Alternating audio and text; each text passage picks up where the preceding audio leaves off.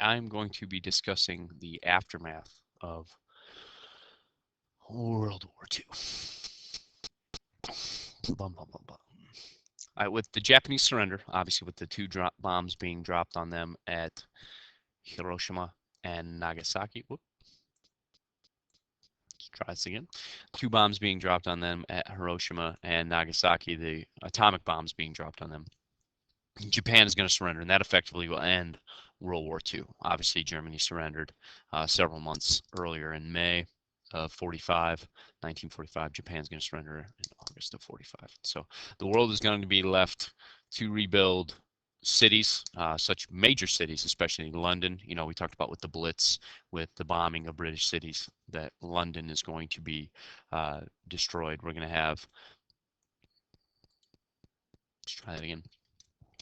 Berlin, when they start getting closer to Germany, the Brits and the Soviets, especially, they're like, okay, yeah, you kind of terrorized our country. Well, have a little bit of your own medicine.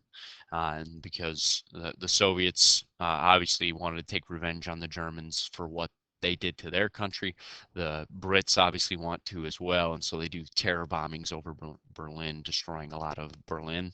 Once again, in Germany. Same thing happened in Tokyo. That they bombed the city of Tokyo. The Allied powers bombed the city of Tokyo to same thing, kind of terror bombings, a little payback for the damages that were done. So a lot of these major cities are having to be rebuilt. A lot of people were victimized by these bombs. Um, so not only that, but also the peace that's created is going to be pretty short-lived because a period of political tension is going to take over, and that's going to be called the Cold War. And what that's between, and unlike after World War I, where it was between the winners and losers, the tension that was created after World War I, like the Allied powers had a problem with Germany, and they wanted to make Germany pay the losers of World War I. Well, here we got a problem between the winners, between the United States and the Soviet Union. They fought together. But a big mistake people think is like, well, they were friends in World War II. Why'd they end up fighting each other after? Well, they weren't really friends. They just had a common enemy in Adolf Hitler. And so, it's kind of the enemy of my enemy is my friend kind of thing, where they have a common enemy, so they work together. But the United States and the Soviet Union didn't necessarily trust each other. And so um, they had ideological differences, meaning they believed different things. Like the Soviet Union, obviously communist, whereas the United and iron fist dictatorships, where the United States believes in free, democratic, capitalist society. And so these two ideologies are going to battle for supremacy for the next 40, 50 years in history class that we'll talk about. So this is going to be our next major topic, is the tension between these two sides kind of battling over who's going to emerge as the greatest nation. Spoiler alert, we do. The aftermath of World War II also ushered in the atomic age, with the first successful detonation of an atomic weapon, obviously in Hiroshima and Nagasaki. The Soviet Union, who is going to pit themselves against us, they are going to start to kind of panic a little bit. They had a lot of success in World War II against the Germans, which was a really powerful fighting force, and they were feeling pretty good about themselves. And then the U.S. detonates two atomic bombs, and they're like, "Holy cow, we're behind!" And so they're gonna scramble to build up, create a nuclear weapon. And then from that point on, we'll talk about nuclear weapons are going to be just just keep getting stronger and more abundant and more powerful, and both sides, the United States and the Soviet Union, are going to spend a lot of money building up their nuclear weapons, which is what this just says here. Nuclear weapons are going to become more prevalent, meaning there's going to be a lot more of them. Yeah, they would be able to destroy each other several times over, at the peak of this building up of nuclear weaponry. And so Soviet Union and the United States are going to build up a bunch of nukes and start pointing them at each other and be like, no, you fire, no, you fire, see what happens. And so they actually claim that that was a way to keep peace. They're like, well, they know they're not going to be dumb enough to attack us because we've got a lot of nuclear weapons. So if they attack us, we'll just destroy them and we'll destroy each other. So let's just keep building up nukes, and that'll keep us safe. No other war in history in the world has been as destructive to human life as World War II. World War II, the cost estimated about 30 to 50 million people's lives. You see that Soviet Union had a huge number of losses. China, we didn't talk about them much, obviously battling Japan, but China also had a lot of losses. Soviet Union was, with 20 million deaths, back-to-back wars. Russia, they got out of World War I early. They suffered the most casualties, and then again, this time though, Stalin, he just couldn't figure out. We're trying to figure out how to open up a front to minimize the amount of losses, to limit the amount of Americans and British that are killed.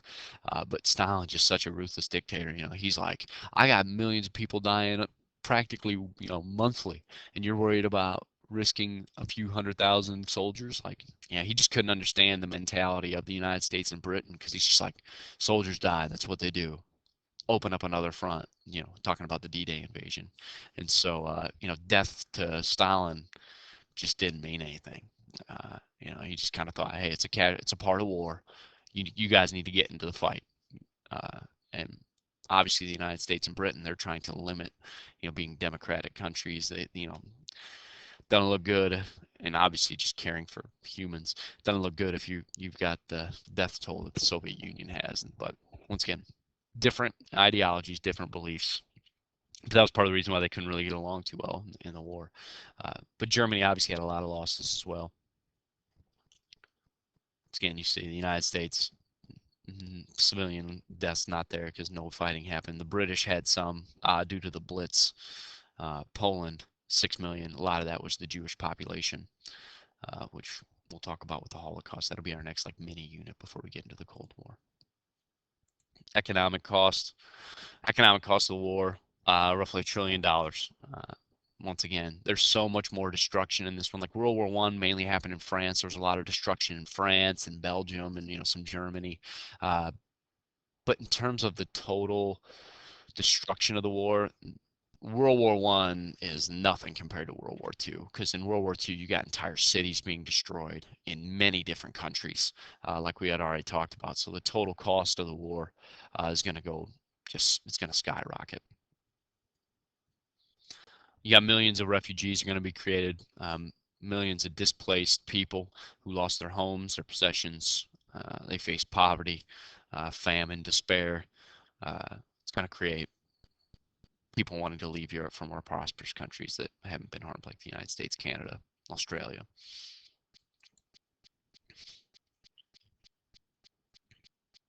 And then probably the greatest effect of World War II was the creation of the United Nations. They realize now we have to revisit this idea. The League of Nations was a complete disaster. Uh, we have to figure this out. We have to figure out a way to where we have a collective group of nations willing to keep peace no matter what the cost. And so the United Nations is going to be created with the basic purpose to preserve world peace, to prevent another war from breaking out, especially another world war.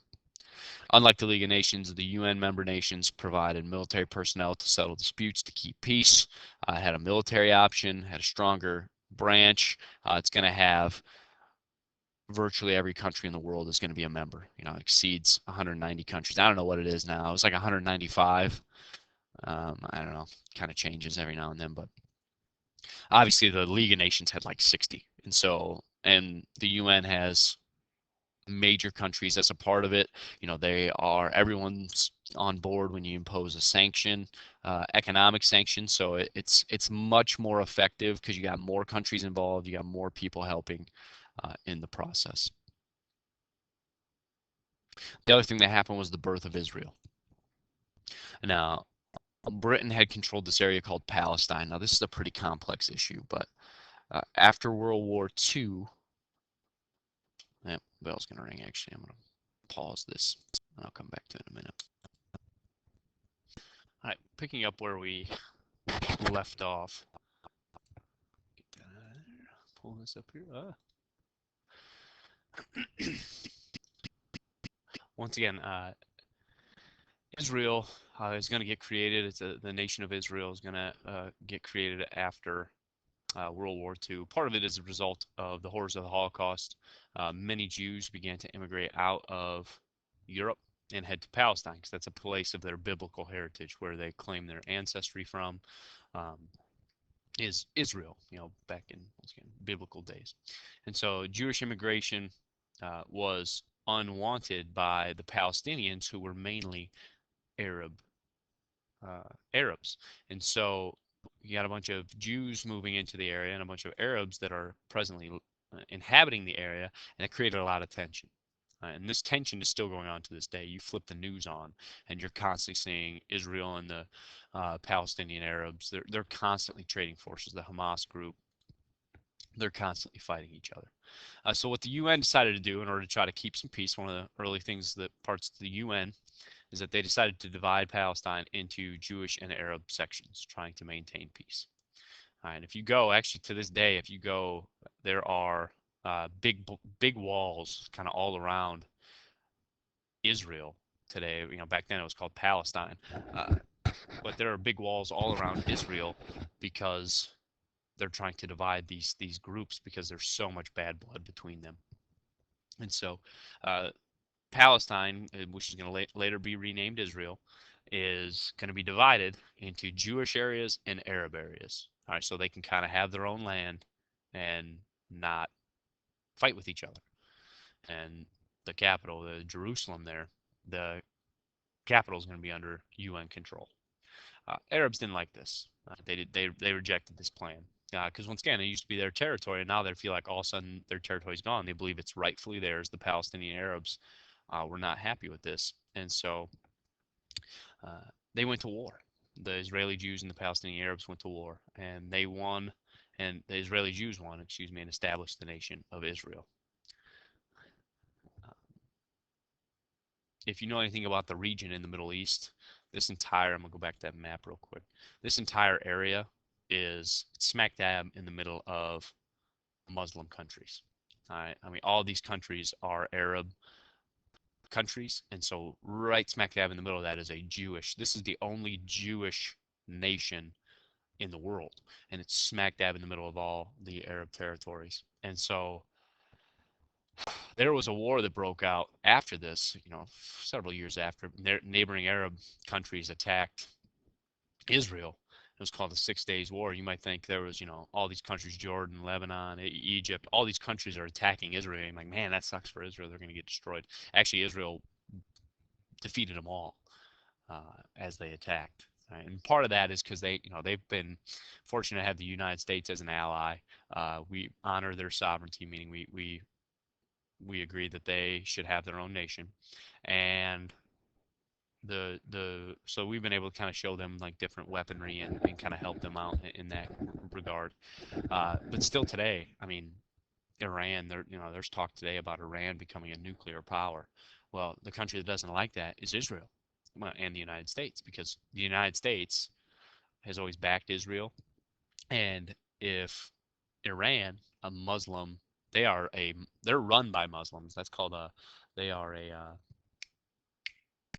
theocracy where they're run by Muslim clerics. So their whole country is essentially Muslim, and they want to see Israel destroyed. And so if Iran became nuclear, Israel fears that they would use nukes on them. And so and if you ever kind of turn on the news and you hear people talking bad about, the Muslim nations, the Middle East, talking bad about the United States, a lot of it is because we support Israel. Uh, and a lot of the Arab nations feel that we had taken their land from them. We helped take land from them. And so, a lot of Middle Eastern countries do not like us because of that. And so a lot of you know, well, I don't want to get too much into that, but that's still an area of bitter conflict. Once again, this is 2008. Back when I made this, it was like 2009 or 2010. But heck, you turn on the news, it's all over the place. You got Palestinians trying to, bombing a certain area, and then Israel is gonna respond, and they'll, with their superior air force, they're gonna and weaponry, they're gonna blow up an entire building, and Palestinians are using less superior technology.